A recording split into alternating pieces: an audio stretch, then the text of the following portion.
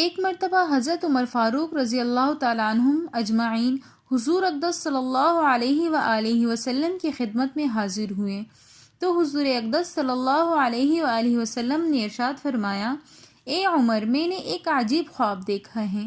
میں نے خواب میں جنت دیکھی اور اس جنت میں ایک بڑا عالیشان محل بنا ہوا دیکھا۔ میں نے پوچھا کہ یہ محل کس کا ہے؟ مجھے بتایا گیا کہ یہ عمر کا محل ہے اور ان کے لیے تیار کیا گیا ہے۔ وہ محل مجھے اتنا اچھا لگا کہ میرا دل چاہا کہ اس کے اندر چلا جاؤں اور اندر جا کر دیکھوں کہ عمر کا محل کیسا ہے۔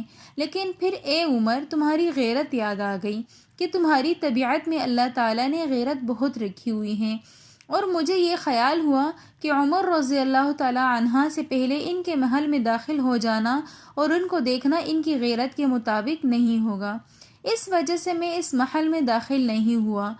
جب حضرت عمر فاروق رضی اللہ تعالیٰ عنہم اجمعین نے یہ سنا تو رو پڑی اور عرض کیا، اب علیک یا رسول اللہ اغار، یا رسول اللہ، کیا میں آپ پر غیرت کروں گا؟